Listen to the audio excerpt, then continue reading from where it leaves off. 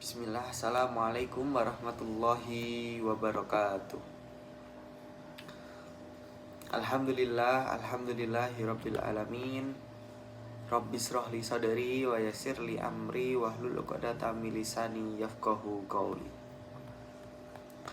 Baik, perkenalkan saya Afif Tia Ramadan dengan NIM G00210192 dari Prodi Pendidikan Agama Islam. Di sini saya akan menyampaikan sedikit materi, yaitu berkaitan dengan manajemen dakwah. Pada kesempatan hari ini kita akan membahas 3 materi yang berkaitan dengan manajemen dakwah. Yang pertama tentang pengertian dakwah, yang kedua manajemen dakwah, kemudian yang ketiga ruang lingkup dakwah. Untuk materi yang pertama, pengertian dakwah. Dakwah secara bahasa berasal dari bahasa da'ah, dakwah, dakwah, yang berarti memanggil, mengundang, meminta tolong kepada, memohon, mengajak kepada suatu, mengubah dengan perkataan, perbuatan, dan amal. Kemudian ada pendapat beberapa ahli mengenai pengertian dakwah ini. Untuk yang pertama dari Muhammadiyah, yaitu dakwah adalah suatu proses pengkondisian agar objek dakwah menjadi lebih mengetahui, memahami, mengimani, dan mengamalkan Islam sebagai pandangan dalam pedoman hidupnya. Kemudian menurut Malik Ahmad, dakwah adalah segala usaha dan sikap yang bersifat menumbuhkan keinginan dan kecintaan mematuhi Allah dan Rasul-Nya.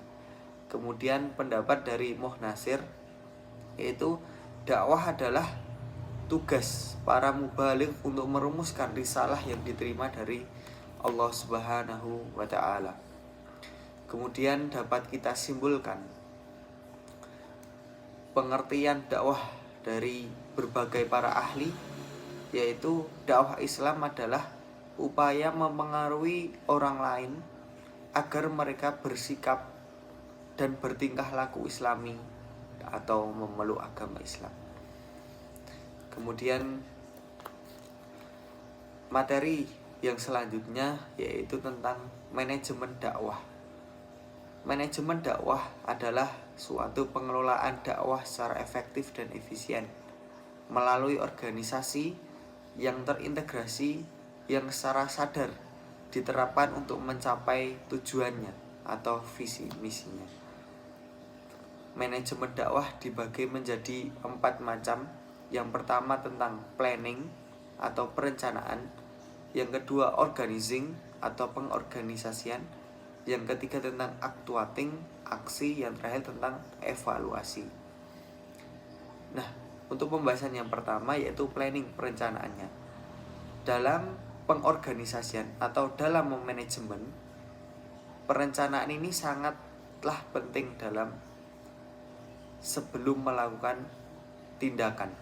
Jadi kalau perencanaan ini sudah teratur, rapi, serta memungkinkan dipilihnya tindakan-tindakan yang tetap, jadi rencana ini akan bisa berhasil.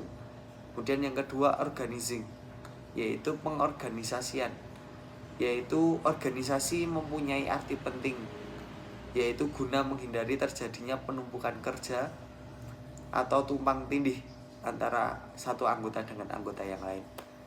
Yang ketiga yaitu actuating atau aksi. Keberhasilan fungsi ini sangat ditentukan oleh kemampuan pimpinan lembaga. Kemudian yang terakhir yaitu tentang evaluasi, yaitu bagaimana kita mengevaluasi kinerja dari anggota kelompok kita. Untuk materi yang terakhir yaitu tentang ruang lingkup atau ruang lingkup dakwah. Dalam ruang lingkup dakwah ini dibagi menjadi 6 macam. Yang pertama tentang tujuan dakwah, kemudian subjek dakwah, kemudian objek dakwah, yang keempat metode dakwah, yang kelima media dakwah, dan yang terakhir adalah materi dakwah. Nah, 6 ruang lingkup ini sangatlah penting bagi kita yang akan melakukan dakwah. Mungkin itu saja yang bisa saya sampaikan. Banyak salahnya saya mohon maaf. Wabillahi taufiq wal hidayah. Wassalamualaikum warahmatullahi wabarakatuh. Terima kasih.